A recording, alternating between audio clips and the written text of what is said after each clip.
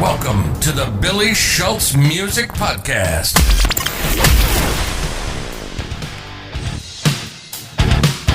What's up, dude? Oh my god, you have this. Do you have like a pro gamer streaming setup or something? Nah, just some music room. Looks tight. Is that Hans's bed? Basically. How are you, the bro? man takes up the whole couch. Good, man. Good. How about you? I'm good, bro. I'm good. Where are you living at now? Shoreline. I'm sure you're still familiar with Washington, at least a little bit. Relatively, yeah. Where is that in relation to where Ballard was? 10 minutes north. Oh, if that. nice. So still the same area. Nice. Is I this haven't audio migrated coming far. from your headset? Yeah, it's my Xbox headset. Is it good? Yeah, no, it sounds fine. You're just giving like Britney Spears vibes. Hit me, baby. How you been, bro? What have you been up to? And same shit, same hustle, just working, making music, Are playing you- video games, smoking weed. What video games are you playing? Bro, Elden Ring, mad. I'm a huge nerd. I've Apex, fucking Call of Duty. I've yet to get 2K. into Elden Ring, but I hear that like that's the thing that everybody's on right now is Elden Ring.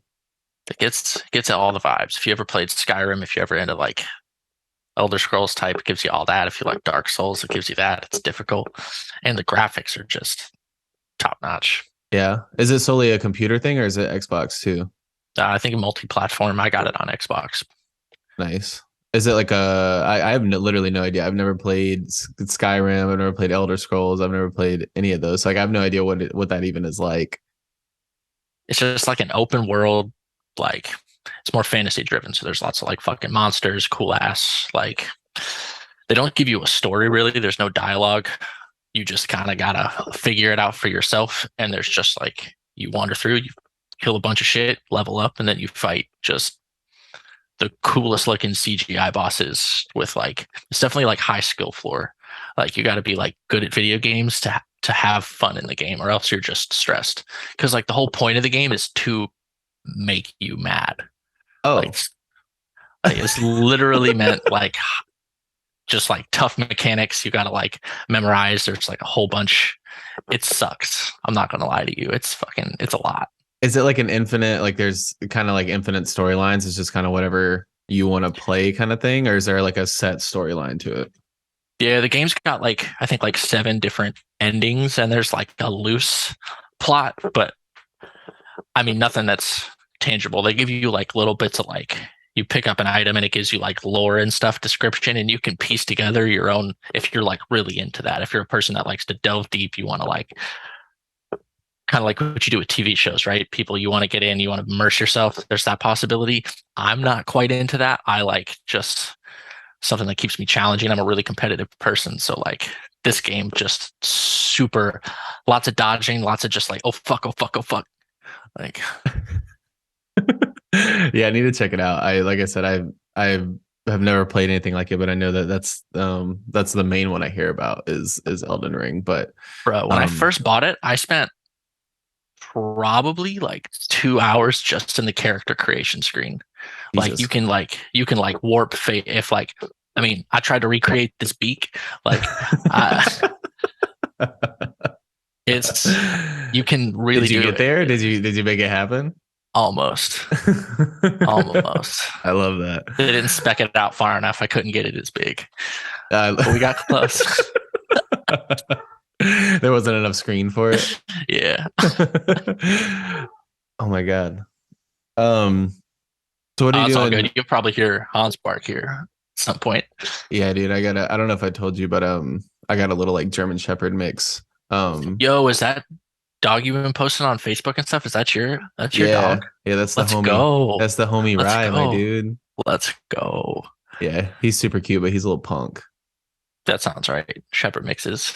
Yeah. He's like still terrified of going outside, even though we go outside multiple times a day. But then like I'll take him to a dog park and he loves it. But walking him on the street here, he's terrified of cars. And then you know he knows the streets ain't safe. Yeah, well, he's from the streets of Tijuana, my boy. That's where well, his mom is from the streets of Tijuana, but that's where like the rescue that we got him from. They rescue these dogs from Mexico and bring them all to this little shelter, and they have them all just in like a backyard, like running around and Oh shit. shit. And when we went there to like look at some of them, he was, we were kind of looking at a few different ones, but he was so quiet and like he didn't seem scared or anything. He was just like quiet and like, lower energy. And we are like, we need that. But also every couple minutes I would like feel these two paws just on my side, and I would look down and it would be him. And I'm like, oh my God, I love you. He's the one. Billy Yeah. needs this. Yeah, he chose us for sure. How's Hans doing? He's got to be fucking huge by now, right? Yeah, he's almost $140. Jesus Christ. Yeah, he's big. Like I said, he takes up. Yeah, that I mean, whole love seat, I'm It's sure. like a love seat. Yeah. Is it just you and Amanda living there right now? Not Colin. We got a friend of a friend at one point, but now Colin and I are close. He's renting out the downstairs of the house. His girlfriend will be moving in soon, I think like middle of September. So we got two couples. Amanda and I rent the upstairs of the house and Colin's downstairs. It's Nice. pretty, I mean, it's a vibe. It's a nice spot. Got Yeah. a big backyard. It's nice. Yeah, you gotta have that for Hans boy. Yeah, definitely fortunate for that. Because I mean, you've seen the Ballard spot, had enough of a backyard, but Hans grew out of that. Yeah, overnight. Yeah, pretty quick. Are you still playing guitar at all, or are you mainly doing like the I figured you would be, bro, but like it's my PRS, dude. It's my new baby. God. Oh shit, you just got that? Bro. That's so good. I keep saying new baby now. I've had it for like 8 months, but it's still new. Yeah, same. That's my telly. I've had it for years, and I'm like, yeah, it's my new. Every new time I girl. play it, it's just like, yeah, it's like, oh, yeah. Yeah, I'm still playing guitar, bass. I mean, yeah, really kind of whenever inspiration strikes. If I'm thinking something heavy, pick up the guitar, write that. I want to cover something that sounds good, pick up the guitar, play that. I got a bass, but I don't play that anymore just because TuneTrack's Easy Bass plugin, bro. Yeah, that's the one. It's not even fair. Like I can record guitar, just literally drag that wave file into the plugin and it'll transpose it like to like 99% accuracy of And if I palm mute, it'll catch it and put a palm mute on it, like sustain, like and it sounds real. it sounds real. Yeah. And you can blend it too. So what I'll do is what I've been doing is just playing guitar and then not really trying to like transpose the bass at all. I'll drag the wave file into the plugin. I'll get the bass, like the MIDI there. And then I will just relearn the bass and then kind of just blend it a little bit. That's wild. What's the plugin called? It's called Easy Bass by TuneTrack. Oh shit. Yeah, I bought a bass too, but it was because I was like, do I spend money on a plugin to try and just emulate a bass, or should I just get one? And with me, like with filming content, I was like, it would just make sense to be able to like, if I play bass and something, just to be able to actually like have the bass, in the video kind of thing. Yeah, I got fucking I honestly don't even remember what kind it is. Though I got it from Chris Davis, who plays guitar for the Ghost Inside. Okay. Yeah, he was selling it on for like super cheap during the pandemic, and I was like, hey, I need a bass. I will buy that from you. Sterling Ray. Yo. Yeah, she's nice. Is it the same? Is it a 5-string? It's a 5-string, yeah. Yeah, let's go. Oh my god, I love that so much.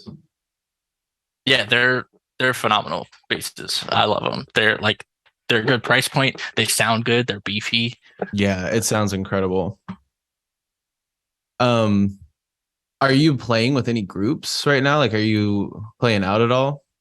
No, man, I've kind of been not really hopping back into playing shows at all. I mean, I'd love to, but with the state of things, Washington's been having a hard time bouncing back with live music. There's definitely some venues open, but not a whole lot of people reaching out. We see big touring acts coming through Seattle, local shows. I mean, I'm kind of seeing the same 5 bands in the market just playing, making like a rotation in like the greater Seattle area.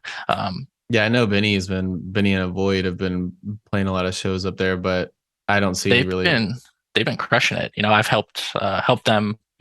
I still do some songwriting with them. Nothing on their upcoming album that I've really worked on.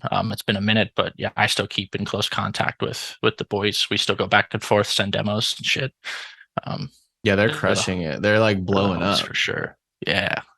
Yeah, I mean, it's yeah, bound to happen. That energy is kind of, it's infectious. yeah. Well, and I mean, and their songwriting has just improved incredibly. Like they were super heavy before, but they've definitely improved like in their songwriting. Absolutely. Oh yeah, coming into their own sound. Yeah, for sure. And it's unique. 100%.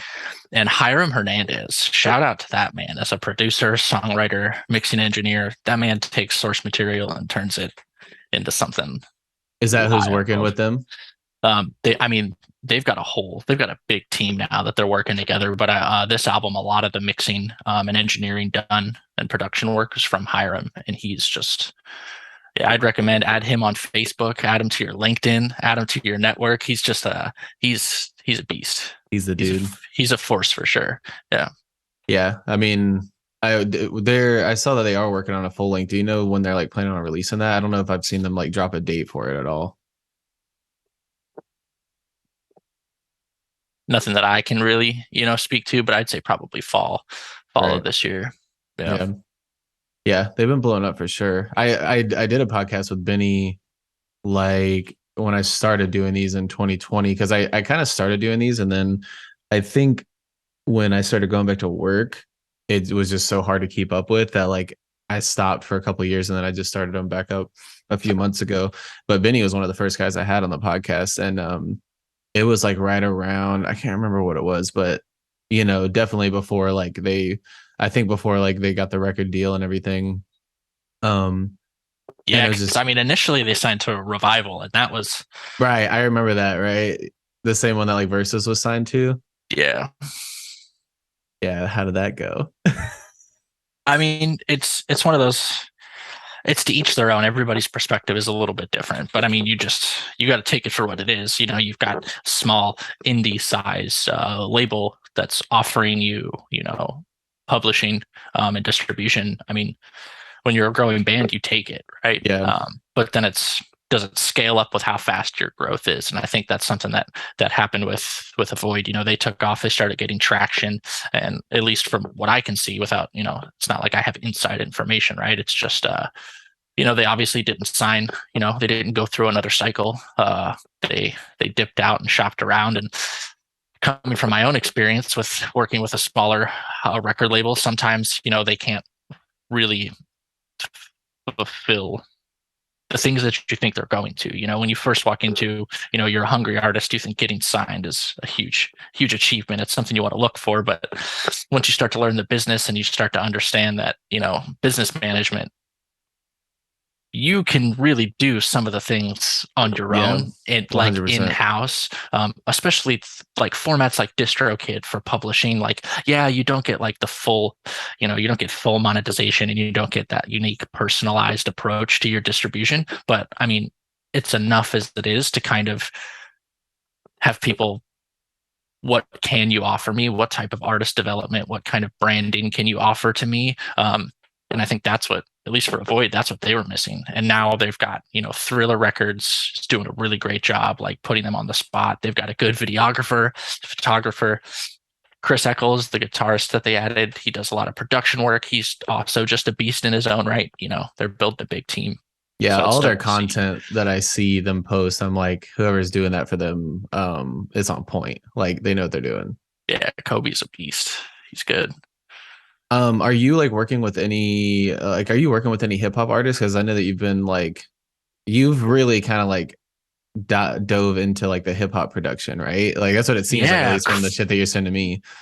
Crazy. I have no clue where. I think honestly, it started with me watching Kenny Beats and T-Pain have they do a Red Bull like remix like video. So like T-Pain had this series on YouTube sponsored by Red Bull where he had like Murda Beats and different producers come on and I would watch them. And it was just like it was entertainment for me. But I saw Kenny Beats featured and I just was like, I want to make beats. Like Beats are dope. Beats are dope. like so I bought a machine. I was like, it's not even a piece that he uses. I was just like looking like different software. Ninth Wonder is a huge inspiration as far as like, that scratch type, just like sample based looping. And I was just like, yeah, I want to make beats. So then it started with, me just making beats and sending shit, like just wave files to you, to Brandon, to Joe, just random friends. And then eventually getting the confidence to go on Instagram and just like messaging like 100 different people on Instagram, getting 2 or 3 people back like, oh, your mix is trash, but I like the song. Can you send me the stems? And then now I'm working with and like communicating with a lot of different artists. I think most notably right now, working on a few different tracks and some songwriting for a guy named Eric Forte. I've shared some of the stuff with you. This is a huge opportunity for me because I get to do a lot of different aspects to this. I get to work on like the actual production, some of the songwriting, and one of the tracks featuring the game. So like having that as like an opportunity to work with some like higher profile like vocals, recorded by Hit Boy. So it's just, a different caliber, but it's a great opportunity. I like it. It's definitely helped me with my referencing. Now I know like, okay, this is multi, I'm not 100% sure if he's multi-platinum, but he's got to be at this point. The game? Yeah. I mean, he's up there. Yeah. I wouldn't be surprised if it was multi-platinum, but he just did a thing at the place where I'm working at. He did this like sit down and talk about his first album, which was really cool. And yeah, I mean, that one at least is definitely, incredibly successful. But so yeah, tons of units sold. So it's been really great to have that. I can just reference that raw audio and be like, okay, so this is like, these are what good takes sound like. And then the mixed version, like this is what a good like mastered vocal chain sounds like. So yeah, huge opportunity for me there. And then yeah, working with a lot of them right now, a lot of people in my general area, because I'm doing recording too. But the goal is, I've decided to, create a moniker and like a producer name. I'm gonna go with Drop Culture. Hell yeah. I like the name. Like that's the one, I like the baby. Name. And I think too, I want to try a different format. Like I want to be like, I love making music. I love the vibe. I don't want to be an artist in its own outright, but I want to take advantage of that drop culture, like no pun intended, right? Like just dropping singles, working with different artists, collaboration, whether that's over the internet, me flying out, people flying out here. I mean, that's what I want to do, So you're trying to get into like even just growing from like the beat side, like the full, like essentially being a producer for, where you work one-on-one with the artists and you guys create you make the beat, you think of the song idea and you kind of create the song with them. Yeah. And then build a network out of that, of people. I mean, you see J. Cole did it with Dreamville. Now you've got huge collaboration of all these different artists. And then the cross monetization. I mean, Earth Gang releases an album, that's great, but you get Earth Gang featuring JID. You've got a whole new demographic and a whole other side and a network that you can cater to. And then people featuring on each other. I think you see that a little bit more as a collaborative and steering away from it just as because before you pay for features just for that. Okay, I can say I've got X person on my track. So that way you can distribute that, publish it, and get a little bit more traction to the rest of your music. But we're starting to see, whole LPs of every song's got a feature. And it's a little bit more collaborative. And then you go to that artist and say, oh, featuring Lil Uzi Vert, right? You go back to Lil Uzi Vert and that artist is featuring on their track too. So it's not, of course that's there, right? You can monetize that other person as well, but it feels a little bit more collaborative than just this, okay, you've got this one track that's featuring a big artist and the rest of your album is just you. Right. Which is Yeah. which is okay in its own right. There's no disrespect there, but it seems like, try to gear away towards paying for a feature. Like I want to build a collaborative network. And I'm not talking like it doesn't need to be the biggest artist in the world. Like Anderson .Paak doesn't need to be on that list, right? But like He a could. collaborative list of creatives that are willing to contribute, bounce back and forth. And of course, that's me like Timbaland's Beat Club, very similar to that on the producer world. So I'm definitely not trying to do something new or revolutionary by any means, but I think, if I use my good communication skills, strong vibe, and I keep dialing in and I keep getting better at this production, I think I can be, a useful tool, especially for growing artists. Do you have a place where all your beats are yet? Because like I find myself wanting, because I've started to dedicate like a day every week, just in like all the other shit that I do, to just being creative, because I kind of felt like I was getting away from that, just feeling like I gotta like just release content for everything. And I'm like finding myself, I wanted to going back through our messages to try and find some of your stuff, but like have you put it all in one area yet, or like even like a Dropbox or something? Because your boy would love to go back and just listen through all the shit, because I know there's some stuff that I've heard that like I could use, or like could definitely work with, but I don't know how to find it. Bet. Yeah, that's been the biggest. I mean, actually, you're the first person to point that out. It wasn't something that I kind of, because for me, when I was sharing these ideas, I never, I guess when I sit and I bounce something down, right? I'm never like, still almost ever like, okay, this is like a really good song idea, so I want to save this. For me, I'm putting together like 2 minutes of audio because I'm practicing new things and practicing new styles. Like, oh, okay, I learned this new compression technique, so let me try, this with my kicks and my 808s, right? So I try this and I write something out, and then I just send it out to a bunch of friends just for peer feedback, like, oh, that slaps, or nah, the mix is trash, or I don't like. But really getting down to like the song aspect of it, I was never motivated to keep like a source.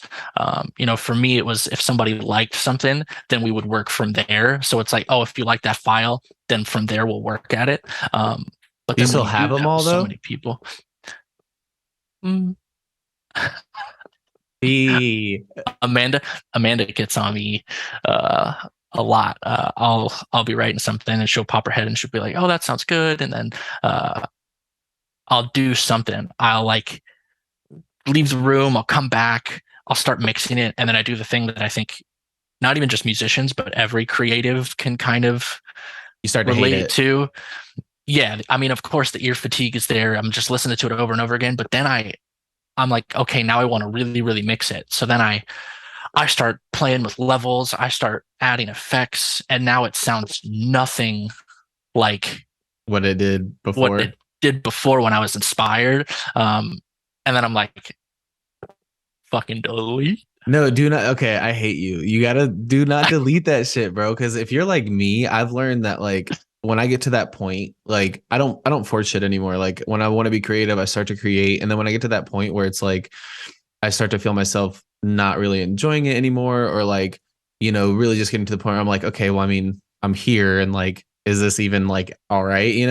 I leave that shit. Yeah. I save it, I leave it, and then I'll come back the next day, or like some of the shit, like some of the songs I've released, like I came back to a year later, and like you get that new like inspiration, and like I'm sure you've done that before, but you can't do that if you delete your motherfucking files, B. Yeah. Well, so I've still got the wave files, right? Because I bounce them down. It's the sessions that I'm not saving. So like Right. the ideas there, but I mean your logic still applies. It's like even if I like it, I can't dig back into it. I'd have to recreate it. So Which could be fun, but yeah, that's a process too. Especially if like, because if you were to send me something and I was like, yeah, I really fucks with that heavy. And then you're like, oh well shit, I gotta remake it. And then if you remade it and it was just like kind of different, and it might be like, well fuck, it doesn't sound like it did before, or it could sound cooler, but that's just a whole process. And like yeah. I don't know if you're like I save all my Ableton sessions, in one file in one folder on my hard drive, and like every now and then if they pile up heavy, like I'll just go back through and like open them up and listen and be like, okay, is that trash or do I kind of like that? If I kind of like it, I'll save it. If I'm just like, I'm never going to use that, then I'll delete it, kind of thing, especially if it's older. Yeah. But yeah, I mean, I feel you. You're pumping out a lot of shit, but yeah, I mean, you gotta hold on to the you gotta hold on to the fucking sessions, my dude. Especially if like, say the game were to hear the shit and be like, yo, this is the one, and then you're like, wait, I don't have the source, the session though. Yeah, there's definitely, I'm not, and that's one of those growing opportunities for me is I'm not the most, I'm working better at being File management. Yeah. Yeah. File management. Well, no, it's being prepared for if an opportunity should strike. So it's like that was for the longest time, that was kind of like my running my game, right? Is I just loved creating and I loved the act of it. It's like playing a video game for me. It still is. Like I love opening up. Like I just bought Ableton just because I used it before. I'm familiar with it, but now I'm like, we all know that shit was cracked. Oh, wait. Well, wait, what were you using before? So for a long time, I was using, Pro Tools. I was using Pro Tools for a while. Then Pro Tools is hard to like produce, like to make beats in at least. Exactly. So then I bought a machine. So I was using the machine software for a while. And it gets right to it. I mean, I can open up the software. I can build a kit. I can start throwing in loops. I can get a beat going in, literal minutes. Which is nice. It's super, super great. And then I can bounce those stems out. I have been using Studio One 5. I was using Studio One 4 by PreSonus for a little bit, mainly because they've got Melodyne built in. So from for some editing, super easy to just load up Melodyne and run that right in. Their DAW specific effects are really good. They've got like a lot of pedal based effects, like their analog delay. I still haven't found an analog delay plugin that's as good as Studio One's analog delay. So I will literally sometimes load stuff right into the software, literally just to use some of their plugins. Then now I'm back to Ableton. And then I've been in it for about 2 weeks now. And I'm again just that washed over me of just how fucking easy the software, the user interface is. Ableton, yeah, it makes it incredibly simple. And not to mention the algorithm dragging audio to MIDI. The audio to MIDI conversion is top notch. Mm-hmm. And all the onboard effects. I bought the suite because I definitely didn't have the cracked suite before. And a lot of these plugins are actually like, I'm surprised and I'm stoked for. I wish could have been, I'm 28 today now, right? But like 17, 18-year-old me now, like having had Ableton Suite for 10 years, like I'm not saying I'd be way farther off than I am in my career for music, but like I'm stoked for all the young musicians that have access to all of these sounds for such a low investment. It puts everything in your hands. Is like there is no really like excuse, you know what I mean? It's like you have all the tools now. It's like see what you can create with it. Oh yeah. I got Stay by Kid Leroy. Like as soon as I heard that, I saw a clip on Charlie Puth posted, like I think it was a TikTok of, that synth is the June 76. So I like looked up June 76. I was like, yo, I cannot afford a $2,000 analog synth keyboard. Yeah, just for the synth. Oh shit, Arturia has the Analog Lab plugin and you could get the June 76 emulator and it's like $600. So I'm like, Sweetwater, you're my boy. Bought that. Oh my god. And I started playing with it. But then I was stoked on the fact that I could just find another outlet to get something very similar. And it sounds just like the keyboard. It's awesome. But it's cool that was so readily available. I didn't need to go down the vintage synth rabbit hole and go to different shops around and shop around for a specific sound. It's like I can find a plugin that is either completely unique and I can tweak it, or I can just straight up rip stuff that's been shared with me. It's like now that I know what it is, I can go and do it. And then I'm like, bum, bum, bum, bum. Don't do mistake.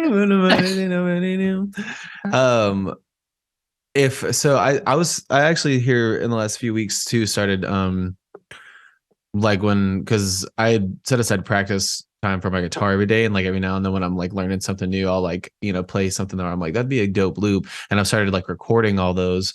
If I sent you some of those, could you like create beats behind them? Yeah. Because like I remember I was telling you some of the ideas of where I'm like seeing Nichard go, which is really fucking confusing now, dude, because my Ahimsa count is blowing up. Like I just hit over 23,000 monthly listeners. The most listened to song has almost 1.3 million plays on it. Like it's the most. Congratulations. I thank you. I appreciate that. But it sucks because I had started Nichard because I was like, I felt confined with the Ahimsa because it's like, it's blown up for being like sad boy rap. Like none of my other rap stuff really like has popped off on that. And I was like, it kind of feels like that's what that persona is. And that's just not what I really write right now anymore. And so Nichard was this like, oh, now like I can write whatever. If I want to write like goofy, funny rap songs, if I want to release a fucking acoustic song, like I felt like I could just release whatever I wanted under that. But now part of me is like, well, fuck, like I have like this is just growing still. Like Ahimsa is just growing. Like I said, it just hit over 23,000 monthly listeners, and I'm like, am I stupid for not like taking at least some time to like continue to write songs for this? You know what I mean? And like I have a song that I finished like 2 years ago that I never released under it because again I was just kind of over it. So like I am gonna release that one under it, but I just don't know what to do, bro. I'm like, do I start focusing on that now to like for music because it's got momentum? Like, would I be stupid for letting this opportunity go to to pass it up kind of thing? Man, I feel like that's just the shoulda, coulda, wouldas of being an artist, right? Everybody's got that. I don't want to pass up this opportunity. But I mean, I feel like the thing that's especially inspiring about what you do is, I mean, you've got your YouTube channel, you've got Ahimsa, you've got Nichard, you've got, I mean, and also a backlog. I mean, I don't know if you've ever let your listeners know about Nova, but like, let's go. Like, if you're a fan of Taking Back Sunday, if you're a fan of Brand New, you got to go find, what's it, Devoured by the Earth LP? Devoured by the Earth, EP my guy. By Nova.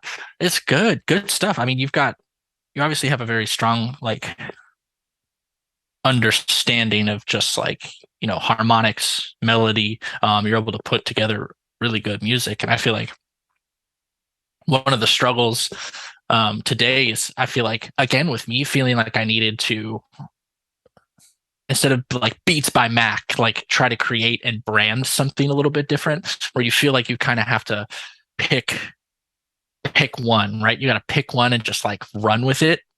But I think with somebody like yourself that's talented on so many like a multitude of different facets, right?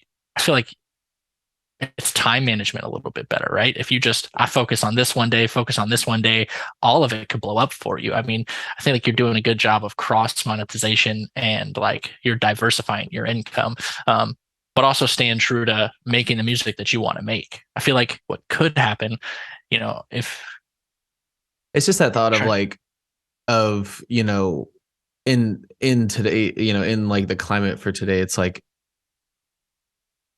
you kind of need to, I don't know, part of me feels like, okay, I do have something that's like working really well, even though I haven't touched it. I was thinking like with Nichard, I was like, okay, like I really got to get on, like I need to be, I need to make TikToks, I need to make Instagram reels, like, and like, cause that's the climate we're in to like get the exposure. I instead put all that focus onto the YouTube channel because that was what was working. You know what I mean? But in doing that, I feel like if I'm not prepared to do that level of like commitment, which I just can't, like I would have to stop doing it all for the YouTube channel and focus it on Ahimsa, which like I'm not prepared to do that. Part of me feels like it's like not, if I'm not going to put that level of effort into it, then I'm not going to see the results, even though it's already gaining traction, which is also confusing because I'm like, yeah, you're doing nothing, and I haven't done shit for it in 2 years. Like, but it's just because of one song, right? Like, it's just the one song that is just constantly in like, it's put on radio stations. I think I got put on like an NF playlist for it. like that song got put on an NF playlist, which helps a lot. So part of me thinks like, that shows me like, I don't know, it's so confusing, bro. That's where I'm at with the music side of it right now. But anyway, going. Yeah, if that traction, no, I completely understand. And I'm especially if that's got traction, even if it's one song pulling people to the Ahimsa, whether it's Spotify, Apple Music, right? Whatever streaming platform that it's dragging them to. Do you have other content there, and are you regularly posting enough to keep those listeners there month after month after month, right? So I feel you there. It's tough, yeah. And all that to say, what I was going back to is if I send you, because I want to start, I want to find someone who I can collaborate with to make beats for, whether it's for Nitrid or hymns or whatever the case may be. But if I send you these loops, would you want to sit down and like see what you can make from them? Because most of them is just like guitar loops that, I can see having some sort of like cool hip hop beat in the background, or really whatever, like whatever you hear, like give it a fucking shot, if you got the time, if you want to. Yeah, I'm 100% down. Always down for a good collab, especially with you. I've always loved your songwriting, so I think we could make some dope music. Yo, did my light go out? Oh shit, it's dark. You dark in here, B. It's dark up in this piece. Oh, we're dead. All right, it's all good. We're just vibing in the dark. This shit is gonna kick us off in a minute. Anyway, I'm gonna have to eventually probably upgrade this to the full version, because Zoom just limits you to 40 minutes if you don't pay for like their premium whatever. To be able to record. Yeah. No, anything, even just like, even if we weren't recording, you'd only get 40 minutes to chat. Oh, damn. It's trash. But I'll give you a regular call after this, but we can wrap this up here now. And do this again at some point. Like, I love chatting with you. So like, if you want to do another one of these, like I'm going to post this on Sunday. So, it'll be up and it'll be live. Do you want to drop do you have any like Instagram or anything like that where people can find shit? Nah. I mean, I've got which again, it's weird. So I've got like dropculture.wav is my Instagram, and I've got like 1,300 followers. It's not a huge following. I don't post anything. That's pretty good. I don't know where they came from. It's dropculture.wav is the Instagram handle. Yeah. Is that going to be like what you are across pretty much everything? Yeah. Sick. That's going to be, I think that's going to be it. Yeah. Dropculture.wav. But just because the .wav helps it easier for, if I sign up for a new platform, the .wav just kind of helps, I'm sure other people have got drop culture. I mean, drop culture is, it's a term that's also coined in the fashion industry. Supreme takes advantage of drop culture. So it's definitely not a new terminology. But I love beat drops, and that's where drop culture came from me. I love throwing in odd beat changes, odd switch ups. Well, and the .wav is it's cool, but yeah, it also ensures that like most likely nobody else is going to have that. Yeah, it's like still symbolic of like the music industry. Everybody's seen the .wav. Everybody, if you're a musician, you share WAV files with each other all the time. So, and it'd also be weird if I said I'm dropculture.mp4. So, I love that. All right, B, well, let's wrap this up. I'll give you a call once we get off of here, though. And we can just finish up what we were chatting about. But I appreciate you doing this with me, my guy. Yeah, dude. Always good talking. Good seeing you. You can't see me, but wait, drop culture, baby. We out this bitch. All right, bro. I'll give you a call in a sec. All right.